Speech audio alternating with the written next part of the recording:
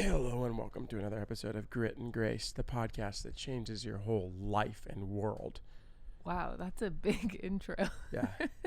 Big feelings. Big promises. Big promises. Yeah.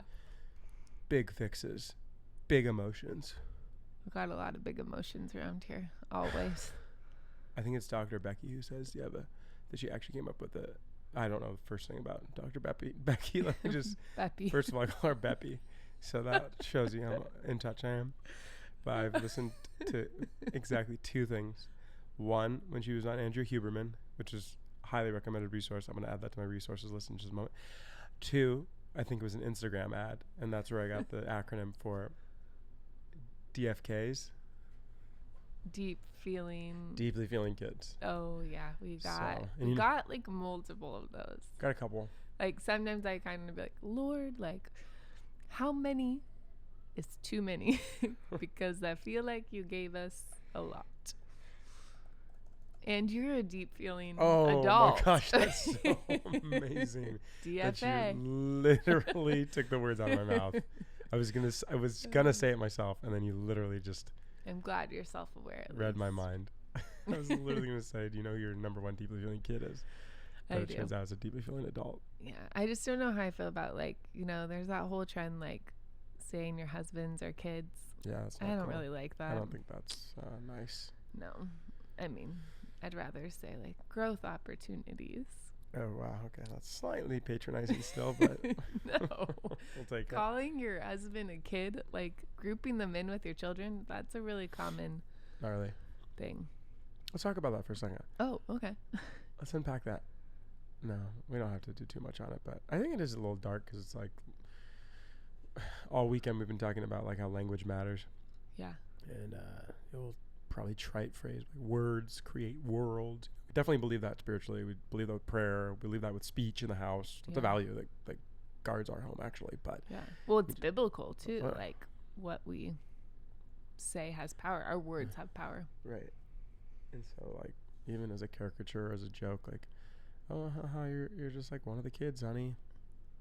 I don't know if that's a identity or just something we want to speak over each other. Yeah.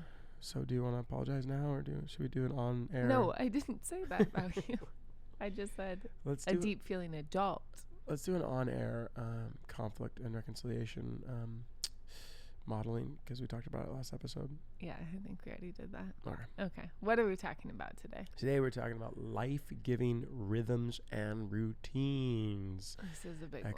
Echo, audio, edit. Yeah. Dun, dun, dun. That's right. Music. Cue the music. Yeah, this is a big one and one that we come back to over and over again. Yeah. Like, it's not like it's just done. You have to get to pain points to be like, oh, we need to rethink this again. We need to do something different. And we just had one of those. Right. Or in one of those seasons where we're like, some things are not working. We need to get some better routines. Yeah. We got to constantly retool, got to constantly take pains. But then again, we're getting ahead of ourselves. We're going to come back to both those ideas. Retooling and reprogramming and taking pains is very particular language for us. We love it. We're going to cite sources. But I want to start with a little bit of credibility. Sorry, but there's some street cred here. I mean, we're a large family. And so I like the way you started by talking about like, look at the pains. A lot of people ask us like, well, how do you do it? And I said it once, I've said it a dozen times, like we rise and fall according to our routines. Yeah. I mean, there are guardrails, man. I mean, they help us stay sane.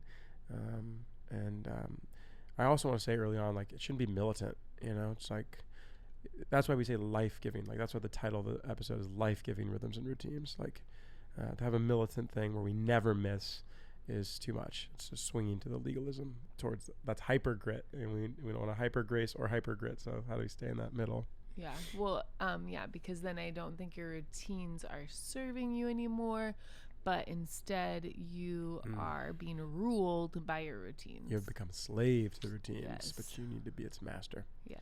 So we thought of some funny anecdotes of like things that folks have said to us over the years for that so-called credibility part that we're on.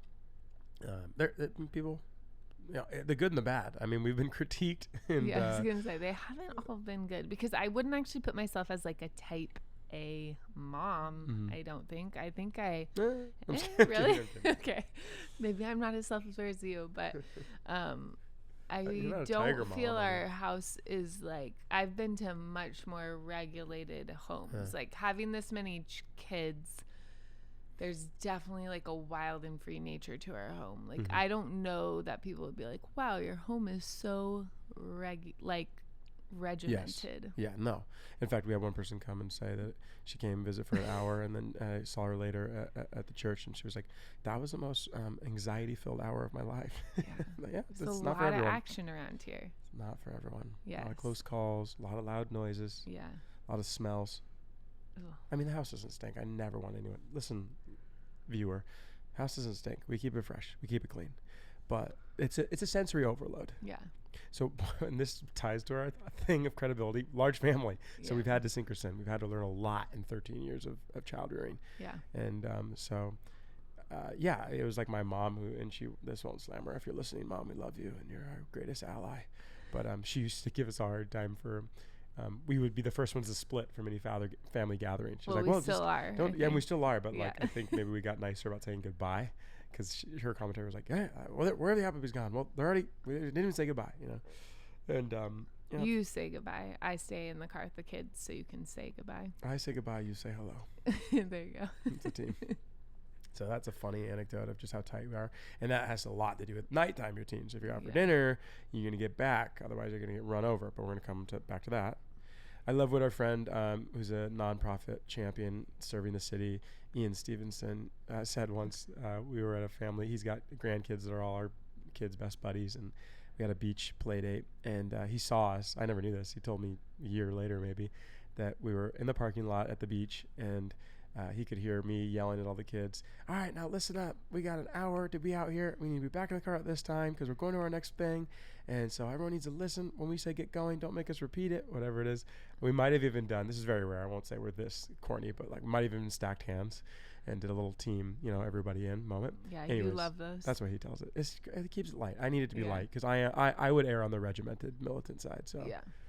Anyways, and he just finishes the story about how we all played, and then it was time, like clockwork, to get back in, and everyone lined up and got back in the bus, and we were out of there. That's a dream. I wouldn't say that's our norm. No, doesn't happen every time. So as we're going to get into 3 succinct points. Again, we're going to honor your time, maximize your time here in the next 20 so minutes. But I love the intro that you gave. Like, this conversation is about managing the tension between routines that serve you and don't serve you. Can you say a little bit about that? Yeah, I think, like we said before, a routine that serves you is one that can be repeated. Good. It's one that's getting to the core of an issue. Yeah. Hold on, we got a visitor here. Every time good to see you again. Cruz. Come here so people can see you for once. What's up, buddy? The vacuum. We just got a Roby. What is it called?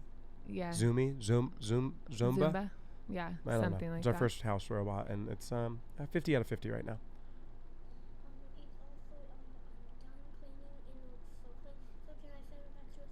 Press the home button, and then we're gonna finish the podcast. Okay? Can you go to your rest time? Close Promise? that door. We'll come see you. We'll come find you. Actually, there's a routine right there. Rest time. We're going to come back to that later. So I have these sub notes for you. So the routines that don't serve you, they cannot be repeated, and they constantly make you feel like a failure. Yes. So talk about that a little bit. Yeah, I think there's been seasons where I had these big, grandiose visions of what we were going to accomplish and do, and then they were too big, they weren't practical, they weren't able to be repeated, so then you just end every day feeling like, man, I didn't do that, we didn't accomplish this. Yeah. So I'll even give an example, like shower habit, which is a type of routine. It is comprised of at least 3 to 5 steps, maybe 7 if done really exceptionally well. Yeah. And so we've learned that one is, it's on the border. I mean, I think they can do the most basic version of it, but over times we've realized, man, some of these kids really have a hard time doing even this one single routine. Now think about it. If that's 3 evening routines, what is attainable? What's realistic, right? Yeah. And so it must be able to be repeated and not make you feel like you're a failure. Otherwise you just say, let's forget it. They're going to be gone in 18 years. Yeah. Okay. And then routines that really that do serve you are ones that you can do consistently. We mentioned that. They address an issue, so you can even go back to that even as a basic point. Go back to that for a second, and then they can be churned into really habits that stick. Yeah. I think one little tip on this is sometimes you can grab a routine that's working well and just like add something on to that. Like if you already have a core routine that's going well, that's second nature, don't even have to think about it, and there's something that really needs to be getting done, you can try to add that in. Excellent. Anyone who's even vaguely familiar with habits understands what Riley's saying right now. They call it habit stacking. Yeah. So the time when you're most optimally able to stack is a current thing you know you're already going to do every single time. Yeah. And so a lot of the genius people on this talk about don't skip over the fact you're going to get out of bed. You're going to get out of bed. Like that may not be your habit, but like what are you going to do the very next thing after that? Okay, brush teeth. Yeah. What would you do right after that? Okay, your morning stretches. Okay, what are you going to do after that? You're going to like apply your lotion or skin routine. Like those are all things that we take for granted, but they're deeply embedded habits. Yeah. So how can you put your running shoes out and your workout stuff? And then again, let's apply that all to a kid example. But the habit stacking, all genius people know about this. But the one area, and this is where we'll plug one of our resources, and we'll put these all in the show notes, but I think it's an audio series, but there's also a print book called Laying Down the Rails for Children by Lanaya Gore. This is a resource that we cannot recommend enough. We learned a ton from her. And she's drawing from a lot of the Charlotte Mason principles of habit training. Yeah. And so one of those philosophical views is like, don't do for a child what they can do themselves as a born person. Yeah. Right? Mm-hmm. Like let's not infantilize them, like keep them babies forever. Let's empower them.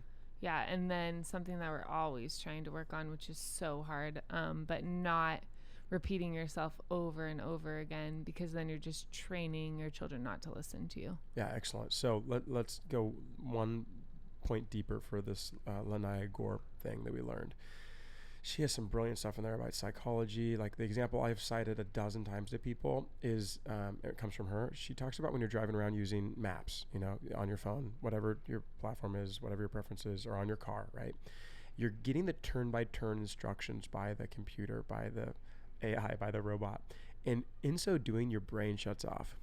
So if someone asked you to get back to that place without the maps, you'd be like, sorry, can't help you. I mean, especially if it was more than 3 turns, you'd have no idea. It's the same thing. That definitely is me. Yeah, and me too. Like I'd fancy myself like, if I've been there once, I could get there again, but only if I had to do it myself that first time. And all this goes into a much longer rabbit trail of like the grooves of the brain and cementing habits and creating mental pathways in the tissue of your brain, and then you're able to do it by memory. That's habit training. That's sticky stuff they can do on their own. And when you nag, back to your point, you're training and attuning them to respond to the nag.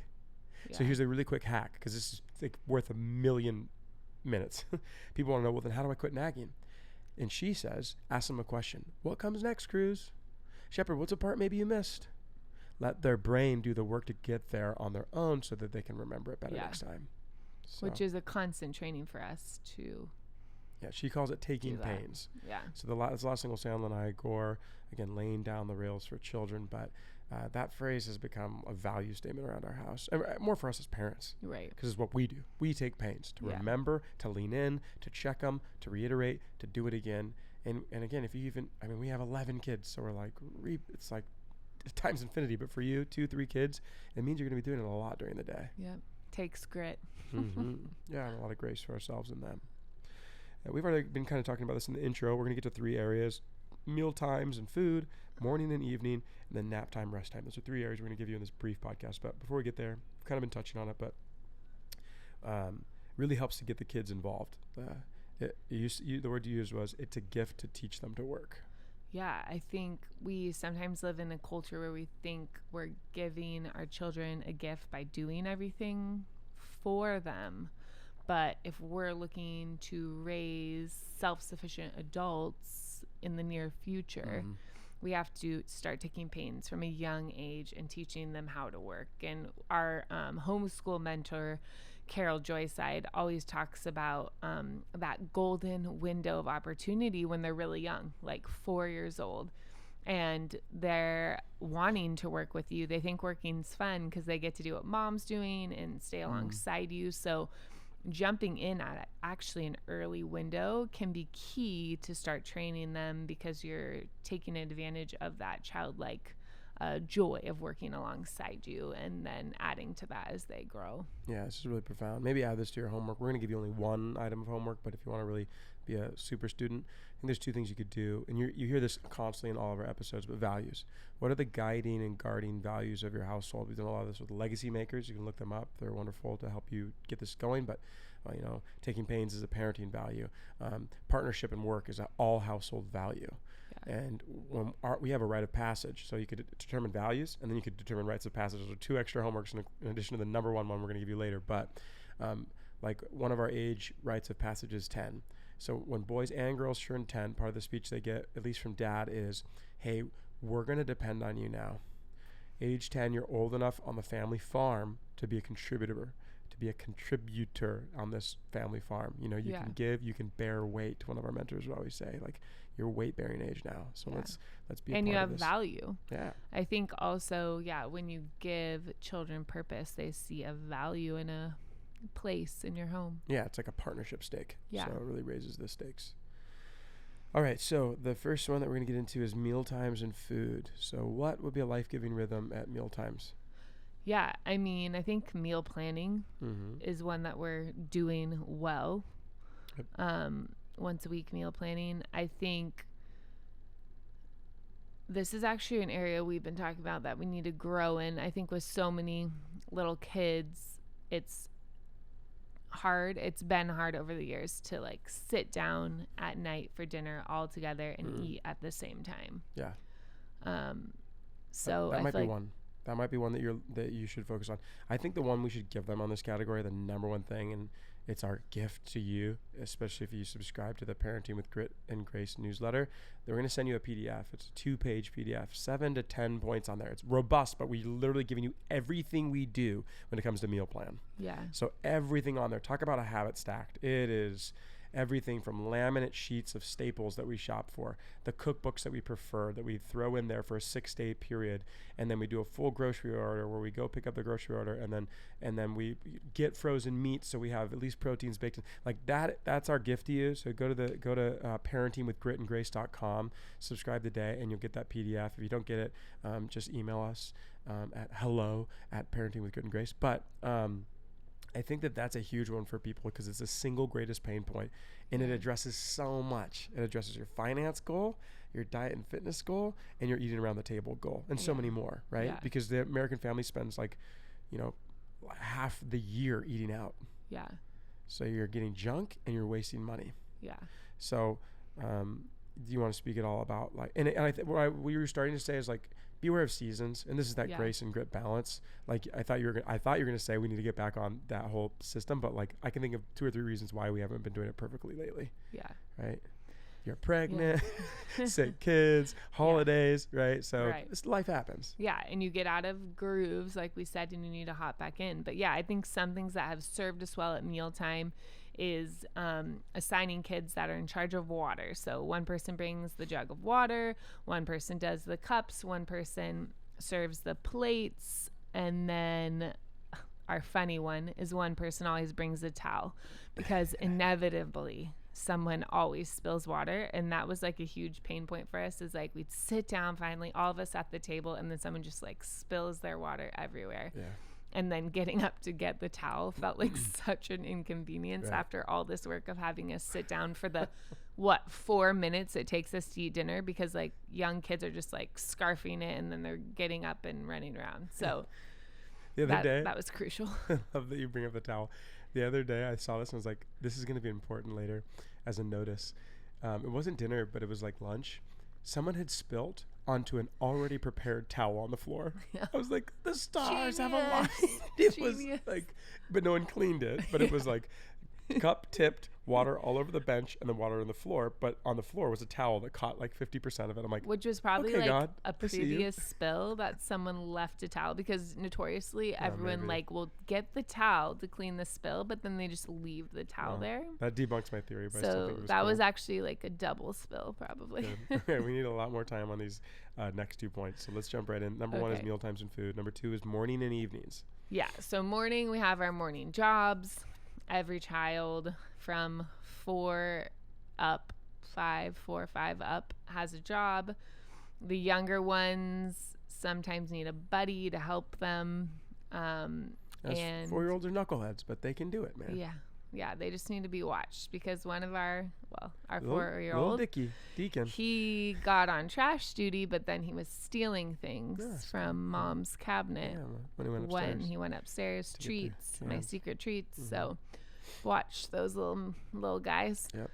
But yeah, but just morning jobs. To prove that point, he's 4, but he can get trash cans from around the house. Yeah, I mean, it's a great job. Another one is like emptying silverware for like the young ones, emptying silverware. Dishes, laundry. Dishes, they can help try to fold laundry. Our little 4-year-old girl, she loves folding laundry. It might not be perfect, but they're part of the system. They have a role. It makes them feel big. Yep. Those are our main morning routines. Like, we start a load of laundry every morning, empty the dirty laundry, start dishes, empty dishes. Those are our main ones. Empty little trash cans around the house every morning. Yep. Little cameo I want to put in there. I was going to say we go to homeschool right after that, but eventually after that. One thing in between is our morning coffee run. I want to celebrate this for at least 2 reasons. Can you guess the 2? We added a habit to a habit. Well, yeah, but what we get from it. Yeah, I mean, it's like our mini date to start the day. I think it's made huge investment, as much as people like to pick on coffee budget, Ourselves included. It's our dates. Yeah. The morning is our time together. Everyone's clicked in to talk about, what are we doing today? What's your day look like? Yep. And just pause before we really start our day. No, I've stopped saying everyone's clicked and quiet, because they're not. It's still mayhem inside the car. But Yeah. at least mom and dad are sitting next to each other. Yeah. They're sitting next to each other for 40 minutes round trip to go get coffee. And so we're getting some quality time. Second, and equally powerful and important, is we do our Bible in a year at that time. Yeah. We loved the Bible Project Bible in a Year plan, which you can get through your YouVersion Bible app. I mean, we could do a whole series. We got 3. We have season 1, 2, and 3 here. We could do a whole season just on the power of listening to the Bible out loud at every age as a transforming supernatural power. But in that car ride, we're listening to the Bible together. And I think this is a great example. Like, we tried a bunch of different Bible routines that just didn't work. Like, we tried to read at night and that fell through. And this is the one that stuck. Like, even on mornings when we don't go get coffee, we'll play it over the audio speaker. And having it not have to be an adult reading it, that's what kept like causing a problem. Yeah, because constantly there was interruptions and we just could never get through things with how many little kiddos we had. And so being able to push play and all of us listen on the audio despite the interruptions, it's still going, has been life changing for us. So good. Well, that thought. So that was morning routine, and we're talking about Bible, how powerful it is, and again, we plug it in and listen to it. So no one has to read it out loud, but we listen to it, which is a key detail. Yes. And then moving into the evening time, there's a routine that we're really proud of, and really like, it's like a warm blanket to me, honestly. How many times have I told you, like, when we're home on time, because we fudge it like anyone else, like there's late nights and there's holidays and all that, but when we're home on time, which for us would be like 6:30 pretty much ish, the kids are in bed 7, they're showered, in bed, laying down, and then we begin our read aloud. Yeah. And that has been such a core routine for us because it serves multiple purposes. One, they're getting part of their schooling, like they're reading quality literature books. 2, you're creating a family experience, like a shared family experience. So kids are talking about the book together. They're having a shared experience with dad, who hasn't been home. Dad's way excited about the book. Yeah. And they get to have a special time with dad after being gone at work all day. And then lastly, they're starting to calm down for the night. And it's aided in making bedtime less stressful and a good experience for everyone. And so this doesn't just have to be a homeschooler thing, by the way, though we will shout out, once again, Carol Joy Side from Homeschool Made Simple. But we get her pages of curriculum and reading lists. And this is classic literature. Again, as an adult, all the way down to age 6, we're all enamored with what we're reading. Yeah. And it's developmental, it's discipleship, it's learning and growing at school, it's all of those things. And people always ask functionally, how do we do it? Again, it's age 5 all the way up to age 13. In our home, 3 bedrooms are 3 doors next to each other, so dad sits in the hall and reads aloud to all of them. Yeah, age 4 really. Yeah. So you're sitting right there where everyone can hear you. Yeah, and a lot of them are going to bed by the time I'm done. Yeah. And it's just a win-win-win. Yeah. All right, let's wind down with the last one, nap time, rest time. Quickest one, but still an important point, I think, for everyone. I think the important point of this is actually quiet time. So everyone knows about nap time. Some families fudge it more than we do. Nap time is crucial for us because it's a break for mom and dad, and our kids are just so much happier and well behaved when they've had a proper rest time. So we really don't like to skip nap. Yeah. So this is, again, like when we're on the clock. Okay. So for us, apply this to your day and your weekends, but 11:30 to 12:30 is the window for lunch. Like that thing has to be served by then. You can see this psychologically, especially for like the 2s and 3-year-olds who are sleeping in the room next to us. Like they will miss their sleeping window if you don't get them in bed by that time. I mean, this is what it is biologically. Yeah. So we eat in that window. They're in bed for the next 2 hours, maybe all the way up to age. So yeah, we got a 1-year-old sleeping over. A lot of people are like, how are they sitting down to film this in the middle of the day? Because we're at nap time and rest time. Yeah. So the 1-year-old sleeping over here, 2 and 3-year-olds sleeping over here. Downstairs there's a 4-year-old sleeping, and then the olders are in their rest areas. Yeah. So it's crucial. They don't all have to sleep, but they're going to be quiet. You know, they get to rip all day long, outside, inside, loud, rambunctious. And for 1 to 2 hours a day, they're going to be calm, still, quiet, alone. Yeah. I mean, I would say the older kids, it's about 45 minutes, 30 to 45 minutes. And at that time, they're allowed to read. We let them do Legos if they want. They can color, draw, any quiet activity. But the main thing is that they're alone doing solo time. Yeah, this is a biblical value. These are things you'd call spiritual disciplines to grown-ups. Solitude, quiet, Sabbath, silence. All those things are just so good that we could start at earliest possible age.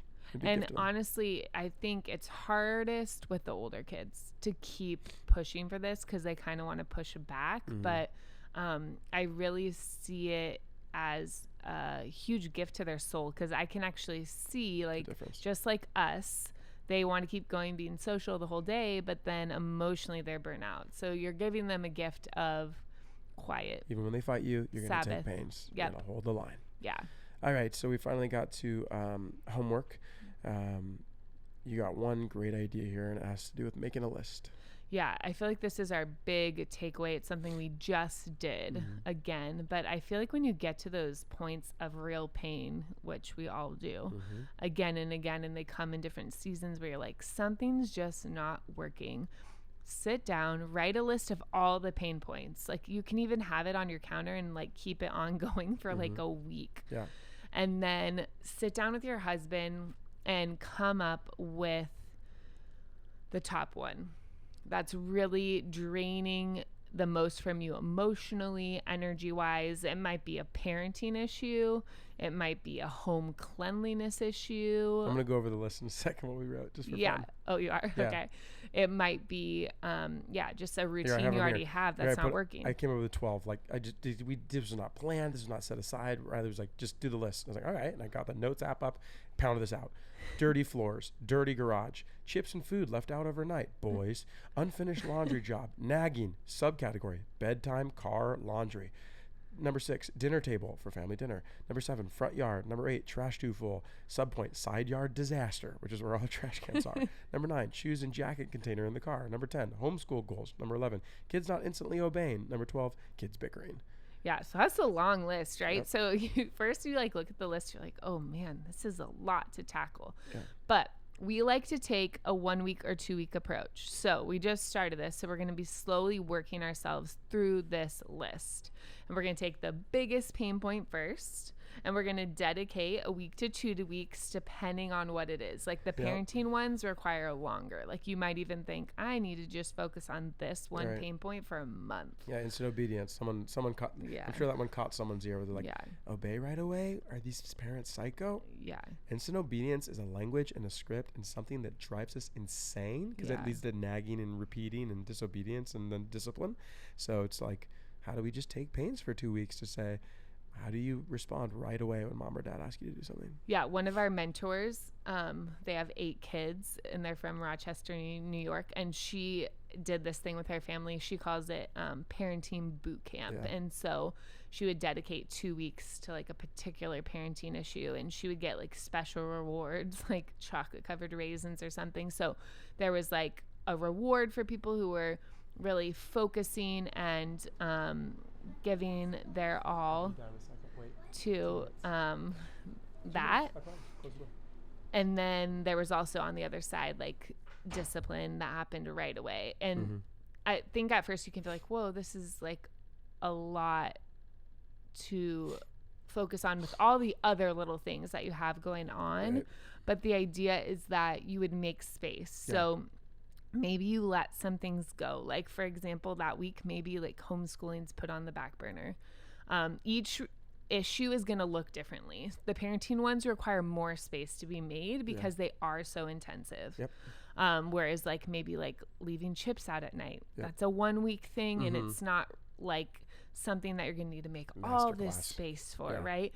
But yeah, the parenting ones do require things to be laid down that week. Maybe it's like we're gonna get some takeout meals or like whatever you can do to ease your week in order to lean into this issue to make life easier. So I want to just camp out for 2 seconds as something you said so profound. You're really speaking to the emotional and physical requirement, energy required to pause and retrain and take pains all over again. I love that you're leaning on that. It's like we have the saying at the church, you need to take a break from working in your ministry to work on your ministry. Yeah. Your head's down, you're in the weeds, you're grinding away at your to-dos and details. You need to pause and get up in the airplane and take a look at everything. We can do nothing less if we're really devoted to developing gritty and gracious human beings that we're going to release into the world. Yeah. So like I'll go really specific for us. We looked at that list and we said, what's our biggest pain point right now? It was messy bedrooms before bedtime. Because we get into bedtime routine, look around and we're just like, clutter, stress. Yeah, we can't calm down and rest now. It's a disaster. Yeah. So one thing we did was we did a little bit of cleansing, like declutter. Sometimes when there's so much excess stuff, you realize, well, this is an opportunity. We need to first declutter. Burn it all. That's sometimes what you want to do. But declutter, because maybe our kids aren't even capable of cleaning up because they just have too much stuff in their rooms. So we did some of that. And then starting tonight, we're starting our routine. We decided that we were going to start setting our alarm at 6 p.m. So 30 minutes earlier than we normally start bedtime routine, and use that time to tidy our rooms. Yeah. So good. I always said you could be a great business owner of a decluttering business. Oh, I love throwing things away. It's we might need an episode on that. Joy. If you want an episode on that, just comment and rate and review the podcast, just saying we want the decluttering episode. And that could be your rating review. We're going to wind down with that. Remember the resources. We mentioned 2 or 3 things, so we'll give them shout outs. 4 things, including Carol Joyce Hyde's Homeschool Made Simple. Talked about Laying Down the Rails for Children by Lanaya Gore. Talked about, we didn't talk about it, but it's influenced a lot of this, Large Family Logistics by Kim Brenneman. It's pretty hardcore Baptist, so buyer beware, but if you're a large family and you need to get strategic, go for it. And then I did low-key mention Dr. Becky on Andrew Huberman, which is a really, really cool psychological view of what your kids need and how you can be challenged as a parent. So that's everything for today. Yep. Thank you for listening. Thank you for rating and reviewing the podcast. Thank you for sharing with others that really need help in the fray of parenting. Yeah. And Parenting with Grit and Grace, the newsletter. We'd love to send you a PDF for how to do our crazy meal routine. And we'll see you next week where we are talking about sex ed in the marriage and for the kids. Yep. See you next week. All right. Bye.